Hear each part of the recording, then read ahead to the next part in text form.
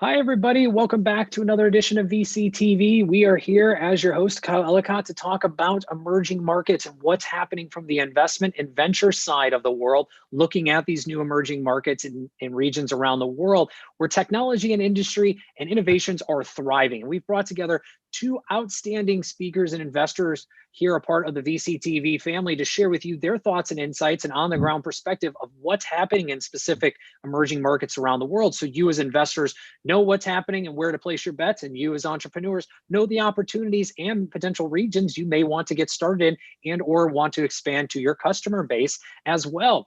And a big thank you to you, our audience, for tuning in. If you like what you hear, click subscribe. Do reach out if you'd like to be a guest on our show here at VC We'd love to have you. And also for you entrepreneurs, an opportunity to join our virtual stage, pitch us your company, product, or service, get real-time feedback, also exposure to the entire VC community. What better way to end the year and start the next than just that?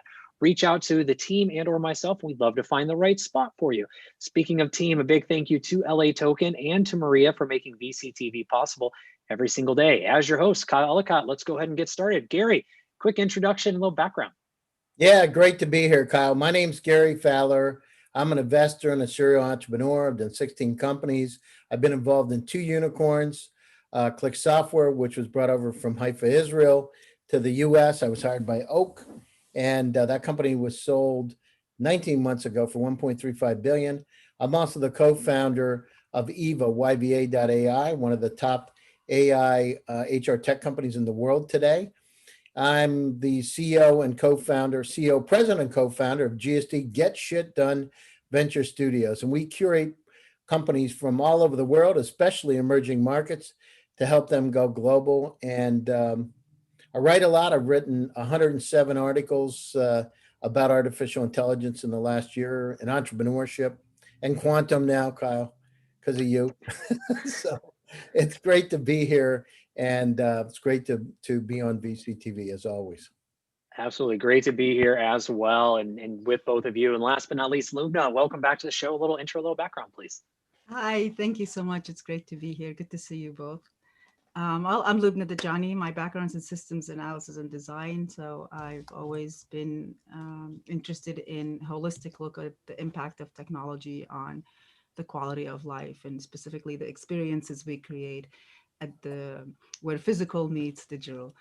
My entrepreneurial career started around when I had my first daughter some 25 years ago, and I became the head of the CIO of a wireless carrier, a startup. We raised 150 million, and then I moved into mobility, and then security, identity, authentication at large, and all emerging in technologies, and be it blockchain or AI or immersive, as you know.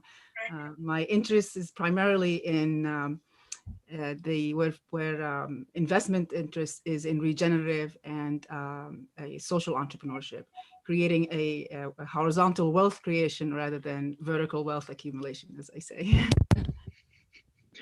Wonderful, wonderful, and a pleasure to have both of you here. And diving right into today's, sorry, Lubna, diving right into today's topic, emerging markets. So we all three of us have spoken on and offline as well around our experience and our expertise around emerging markets and the idea of going global as well. And would love to hear from both of you what you're seeing as the really emerging market landscape, right? Where are the opportunities? Where are some of these emerging markets? A few years ago, that was, I would argue, Southeast Asia. And now that's something on a much bigger scale, as we've talked about LATAM, we've talked about parts of Africa and also South America as well. But we'd love to hear from both of you, your thoughts. Gary, let's start with you. Emerging markets, what are you seeing today as areas of opportunity, or where these are coming from? You know, it's fun. Oh, my ring light just came down. You got really bright for a minute there. I knew that tape was not going to hold it.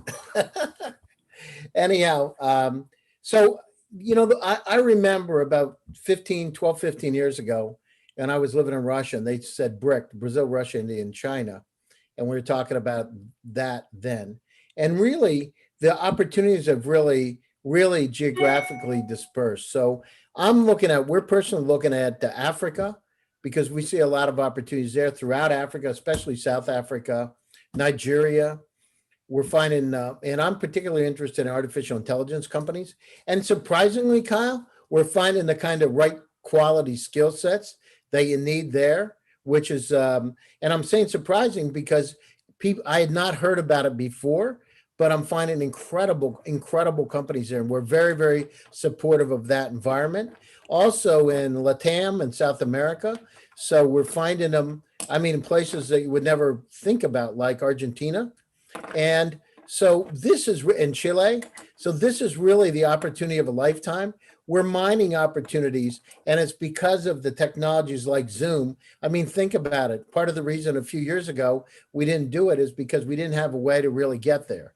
You know, it would take too much time and to curate them. Now the situation is we can set up meetings right away. Those folks are reaching out during LinkedIn or Facebook or Twitter, and we're able to do things that would take months or years, and we're able to do them in days or hours. So it's a great opportunity. We're particularly interested in where we can have an impact, because as I said on other shows, is that if you give people jobs, high-paying jobs, and help their communities, everything changes and the world becomes a bit of a better place.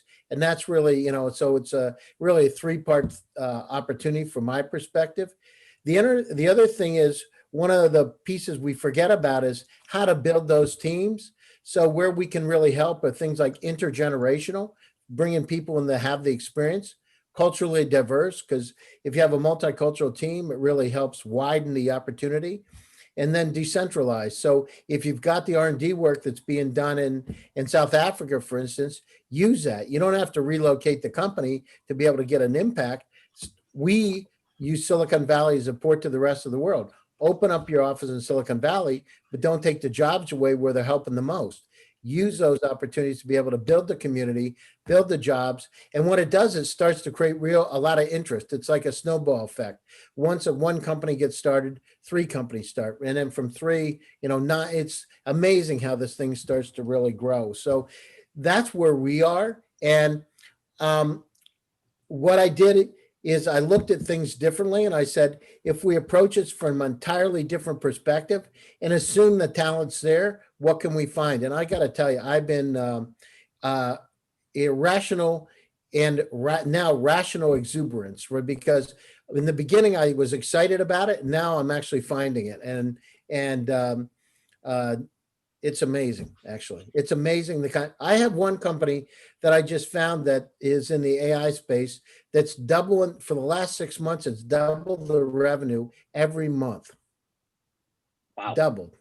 Now you think about that. Now, how far are they going to go with it? Who knows? But to start from scratch in Africa 6 months ago, and think about it, you know, you got 1 billion people that are untapped. It's an untapped market in and of itself. And what do they need? They need everything. So some of the technologies that can be taken, you know, on the other side of it, having those technologies in the US or European Union and be able to take those technologies there, that's another opportunity. So I'm incredibly excited about it.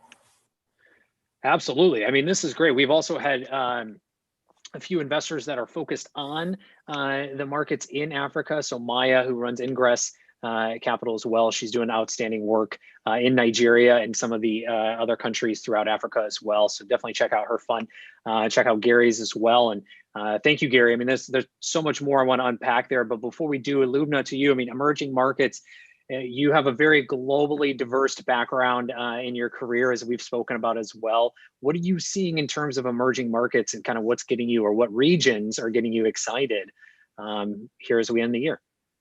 Well, I think emerging technologies and markets happen anywhere and everywhere, but not just necessarily the developing world. But I fully agree with everything that Gary said in terms of Africa.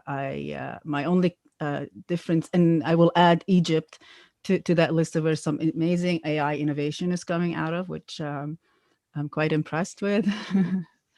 I'm looking at it in terms of whether it's in indigenous communities, and again, Chile, again, Latin America, it's just indigenous communities, and how do we leverage technology to and enable entrepreneurship and social entrepreneurship in those regions that would take into account. So we're looking systemically at how do you regenerate the economy, the local economy, especially through the community and and investments that are leveraging the indigenous wisdom, combined with the latest and greatest that technology, that innovation out of the labs around the world, not only in Africa or in India or in Latin America, but innovation across the board. So collaboration and co-creation, it can is the ability to collaborate and to co-create, not just because technology is enabling, but because our mindsets have now opened up to it, are happening everywhere, and where we can bring the value of the innovations out of the lab and create innovation in implementation, in commercial references, and that are, as you know, my big word, regenerative, and respectful of that, the indigenous characteristic of the local region where it is being implemented, where the knowledge is shared on a global scale, on a global platform, but the value is created there. So what we are trying to make sure we don't do, and we protect against in our investments, is making, imposing our ways or capitalistic ways on, or what we think is needed, but rather bring, we say, regeneration in a pod, the technologies that are available, whether it's architecture or in engineering or in immersive technologies or what have you, to fortify and address the needs of that particular community. Some things that we're very excited about is community currencies, for example, so we can create local liquidity, and that sort of thing. I love it. I love it. And to each of you, I mean, when you're looking at emerging markets and getting into from an investor standpoint for the first time, what advice do you have for investors that are looking to make that jump, right? Getting out of their comfort zone of where they typically invest to now opening up to new regions and markets around the world. There's so much that can be learned and experienced. What are some of those that you have that you would give to other investors looking to expand for the first time? Yeah, so I can say from my perspective, remember Warren Buffett, right? You don't want to follow the crowd.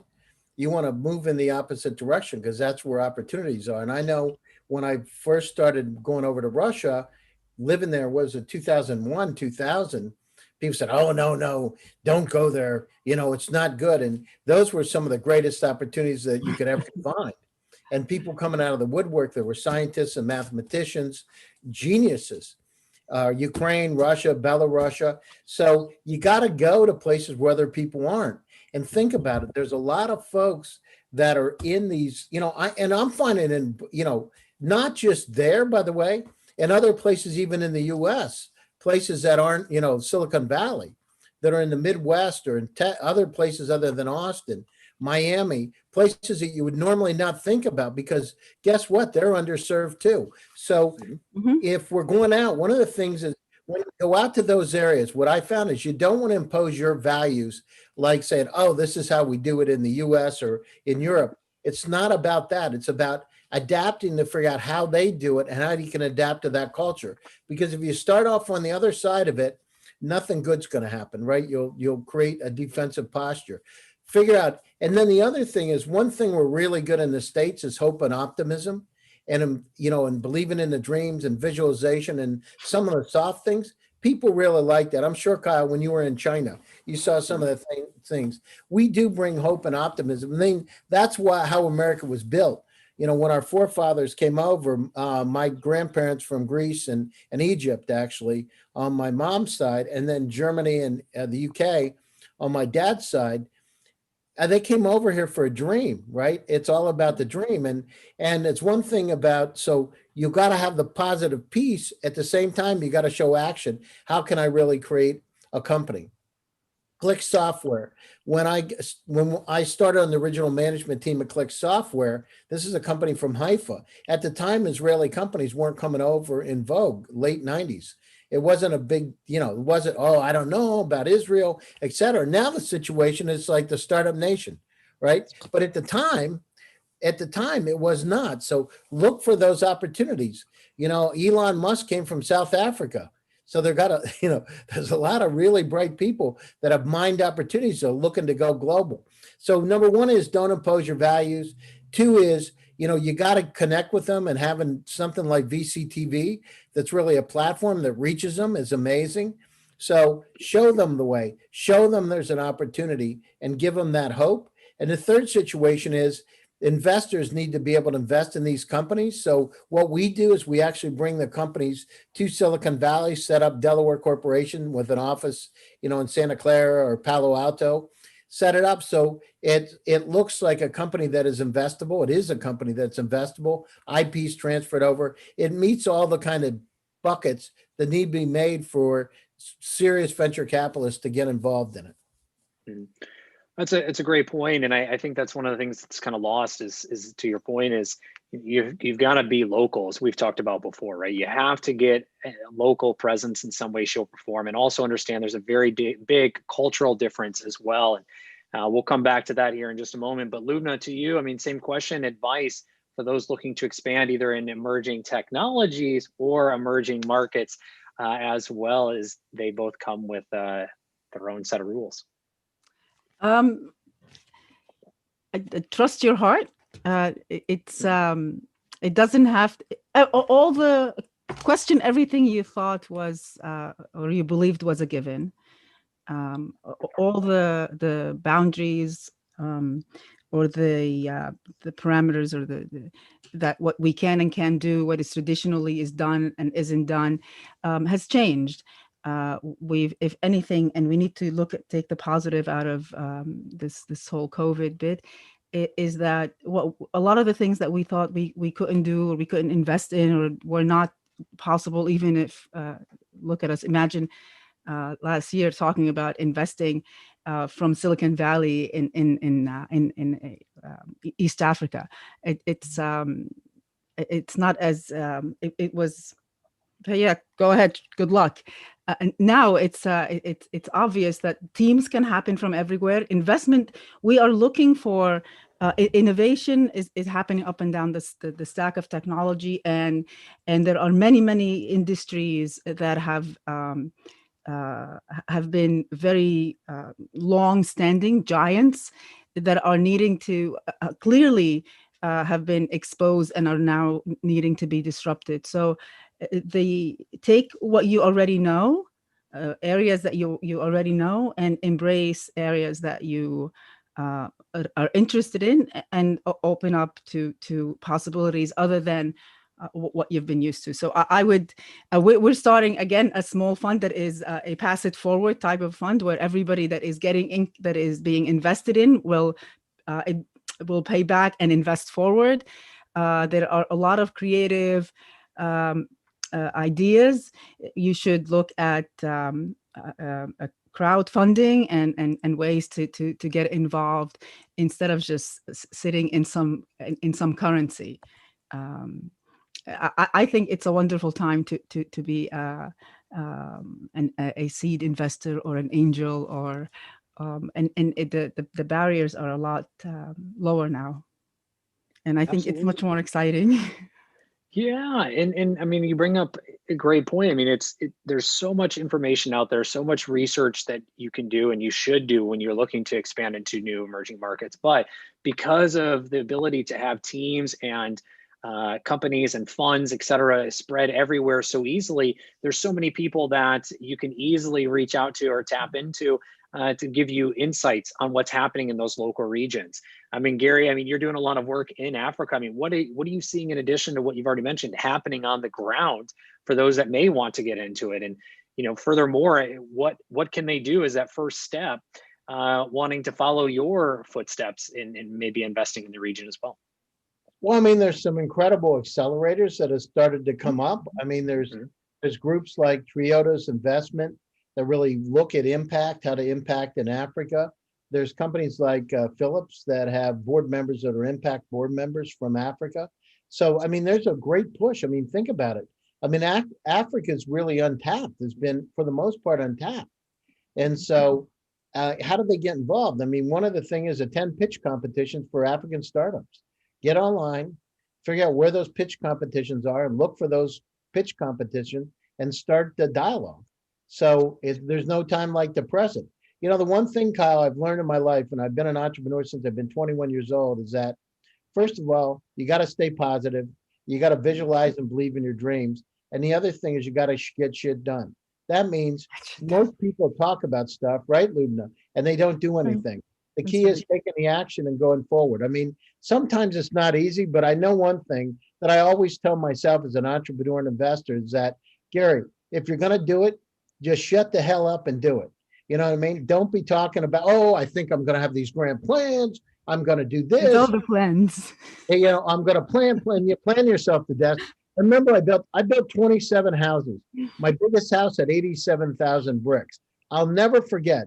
And by the way, my father told me when I started my first company, construction tech company, Gary, you listen, you went to graduate school to be a clinical psychologist. Be a clinical psychologist.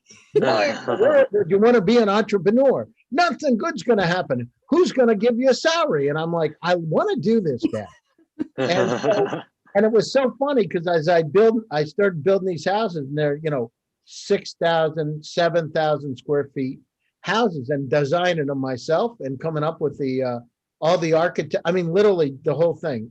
And I had a structural engineer review it so it wouldn't fall down. But one of the things I learned is that you got to believe in yourself. And if you got a dream, you got to do it. And you also need to do customer development. Make sure that your vision is the same vision that other people have, right? That it's an idea that they're willing to pay for it and, grab it out of your hands. So, and luck. But going to Africa, it's not easy. It wasn't easy for me to go to Russia. It was not, I was living in St. Petersburg and Moscow, traveling to Vladivostok and Irkutsk, the Far East, as far as you could go. As you know, Kyle, China's the same way. It's just, you got to adapt. Some things, like in some parts of the world, a contract is a starting point. So signing a written agreement means that's where the negotiations start. And for Americans, it's really tough to understand that. But I got a signed agreement, but no, this is where the negotiations start. So you got to go by their culture. You got to make sure that you understand. One of the ways, Kyle, to do it is I'm a co-chair of AmCham in Russia today, even today, for the last 20 years. One of the things I would do is I'd go to the American Chamber of Commerce in whatever country you're in, and I would talk to them and get some insider information, go to the board of directors, figure out who's the chairman of the board, talk to the president of AmCham, and get some information. So you're going in with an open eye. The other thing is you can go to the U.S. Embassy on the American side, and I'm sure other countries have the same, but we have a commerce department in the embassy. And if you pay a gold key program, they will actually go out and do the work for you to find partners. They will find the accelerator. It costs about $700 or $800 to have them do it, but so the person that does do it is a local who works for the embassy. And so it makes a whole lot better in terms of your connections. And it takes what would take years. I've done it in a month in countries, right? By less than a month by using them. And I had the real deal. I didn't have games played with me because they didn't want to fool around with the person from the embassy, right? Do the right stuff. That's an easy way to go about doing it. It's very true. Economic development organizations across different countries will curate innovations from their country that have been vetted, and they'll go out of their way to support them, which is another way to find interesting investments. And it goes vice versa. That you could use your own country's economic development investments and power to expand your reach. Gary is full of great advice today. The thing is, I had to go down and do it myself. It's like so people said, I am AmCham. I became the co-chair of the Innovation Technology Committee, and so I figured, well, I'm on the inside. On the Russia side, I became part of the presidential dialogue, the Bush-Putin dialogue. So you got it's contacts. And by the way, Kyle, the most important thing is trust. You try to do the right thing, You know, I had a friend of mine tell me a very interesting statement one time, and I never forgot it. He said, you know, I worked in Africa, and this was many years ago, and he was in the oil industry. He said, one thing I got to tell you, Gary, he said, be sure that you treat people the right way, because as those countries start to mature and those people go from, you know, third world to the point that they're actually, you know, a global contributor, they will not forget how you've treated them, and make sure you treat them the way you want yourself being treated. Fair, honest, you know, all the pieces that are right. And I never forgot that. And it's absolutely true in business. No matter if it's there or in the States, you meet the same people going up as you do coming down. Absolutely. And people remember how you make them feel. Yeah. So true. Absolutely. So to both of you, as we come close to the top of the hour here, before closing thoughts, where, if you were to pick an emerging market along with an emerging technology, to Lumina's point, that you're most excited about, that may be a hidden secret in your world for 2021 that people should be paying attention to, where and what would it be? Lumina, I'm going to start with you. Yeah, because you see me, I'm tech, thinking. yeah. Technology in a region. Well, if I separate them, well, you know, I'm very, very keen on, you know, this whole idea of community-based regeneration, echoing it out echoing out the excess value that is generated, so that you have economic stability and prosperity locally. But so for me, because I'm a systems person, I think I'm very big on this whole integration of multiple technologies together. So I am working with a quantum key generation and distribution company, one company that we're advising, one of the Horizon 2020 investments, which is really cool. But I guess if I've been most excited recently about an implementation of AI, I mean, well, AI sits above a different layer, but a graph, a knowledge base architecture, a knowledge base implementation of a graph, of a blockchain. So it's like a decentralized model rather than a serial linked list, which I think is brilliant. I'm in love with it, maybe because it's a similar idea to something I have been thinking about. How do you test hard identity from a carrier point of view some years ago, and I came up with this architecture, which this company seems to have been implementing. So it's about privacy, identity, and a personal data store. And how do you manage personal data? Because that's becoming very, very important. And it's not about who controls that data, where that data sits exactly, but how do you implement ownership and control? So I think because our own well-being is not just our physical well-being, but our hybrid physical and digital. So yeah, I'm very interested in that stuff. I think it's super exciting. And I think immersive will be a lot exciting now because there's a lot more acceptance to it. Yeah, see, I'm a total geek. Then I'm all into this nano, and I'm very excited about these printable circuitries,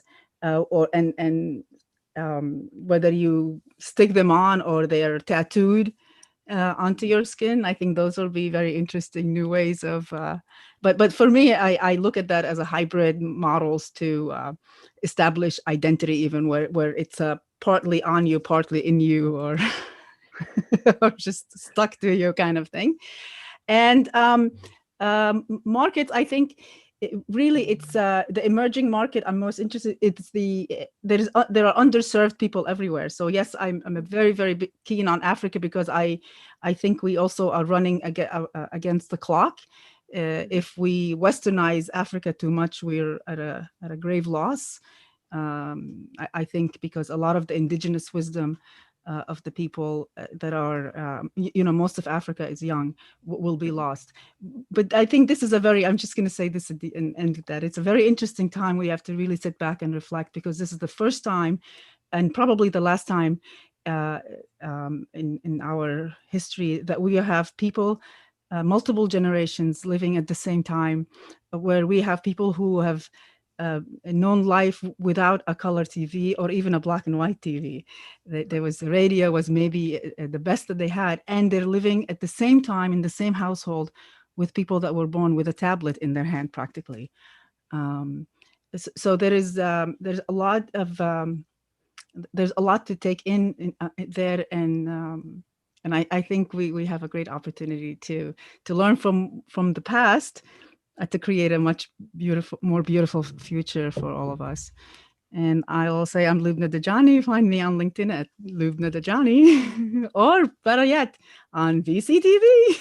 There you go. I love it. I love it, Gary. I'm getting there. Thank you. Nowhere as good as Gary at this, though. Well, he's up next, so we'll see. Gary, you got to follow that. Let's see if you can do Kyle's my mentor. You know what I mean? Kyle's my mentor. I'm not worthy. Mine too. So, from my standpoint, this is a great opportunity. I mean, think about it. I talk about this a lot, but the amount of data around us is about 40 zettabytes of data. That's enough to go to the back and forth to the moon if we stack CDs up, DVDs, one on top of another, 29 times. So, and it's growing 62% per year. So we are inundated with information. Alvin Toffler said in his book, Future Shock, Infobesity, we're at that state now. I mean, think about it. On the call here, the viewers, think about how many email addresses you have, how many data storage places, Google Drive, Dropbox, Box, Slack, you've got Facebook Messenger, Telegram, WhatsApp. It's crazy. And how many times do we say, I know the file exists, but I can't find it? Why? Because I've forgotten the location or forgotten the keywords. It's insane. It doesn't matter if you have a PhD from MIT, it's the same issue. Or I've talked to a CEO of one of the largest companies in the world, and he said, Gary, I've got a simple thing. I just erased my email messages. I don't have to worry about it. And if it's that important, right, they'll send it back to me. So any company that figures out goes down and uses technology to become not smart, but intelligent assistants to help us make sense of this data-driven world is really important. And artificial intelligence, I did knowledge graphs with Eva. We've got variational autoencoders, ladder networks, unsupervised AI. So the systems can start to think on their own. The other thing is we need to make sure, I'm looking for companies that do like emotion AI, to building ideas like compassion. It's like a kid being trained. You want to make sure you train them to be somebody good in their life and not a Ted Bundy, and you want to make sure we're training the AI the right way. This is an exciting time. Technology is changing so rapidly. Think about it. I mean, Google, right? All the AI that Google uses today and Facebook, we're inundated. So I'm excited about companies that make sense of the world. I'm excited about artificial intelligence as a new electricity, machine learning, deep learning. And I'm really excited about these emerging markets because they've got the curiosity of a child coming out in a good sense. They believe in dreams. They're looking forward in their lives and they see the opportunities. And now the situation, how can we capture those and help them make the world a little bit better place? And as Steve Jobs said, put a little dent in the universe. So that's where we are. And I'm excited about it. My name is Gary Fowler. You can reach me on LinkedIn, Facebook, WhatsApp. I mean, you name it, Twitter. I'm happy to talk to you and go get them. Believe in your dreams. This is an opportunity of a lifetime. This digital transformation has really equalized the world and given you access to people you normally wouldn't have, like we have on VCTV. Absolutely. Thank you both, Gary and Lubna. Thank you as well to you, the audience, for tuning in. Please do make sure you reach out, and thank you both to Gary and Lubna to continue the conversation, whether it's relevant to today's topic or previous topics we've spoken about with them here on VCTV. And remember to add context when you do reach out, where you heard from them, what you want to talk about, and how you'd like to continue that conversation as well. And also, if you like what you hear today, click subscribe, give us a thumbs up as well, and do check out the archive for previous episodes of VCTV. And if you'd like to be on an episode, whether as an investor like Gary or Lubna, or as an entrepreneur, we'd love to have you join us either here on a panel or a virtual stage. Do reach out to the team and or myself, and we'll find the right fit for you. Speaking of that team, a big thank you to the LA Token team and to Maria for making VCTV possible every single day. With that, I'm your host, Kyle Ellicott. You can find me everywhere online at Kyle Ellicott on all social media, just like Gary and Lubna. And again, remember to add context when you reach out. With that, we'll see you back here tomorrow with more VCTV. Take care, everybody. Bye.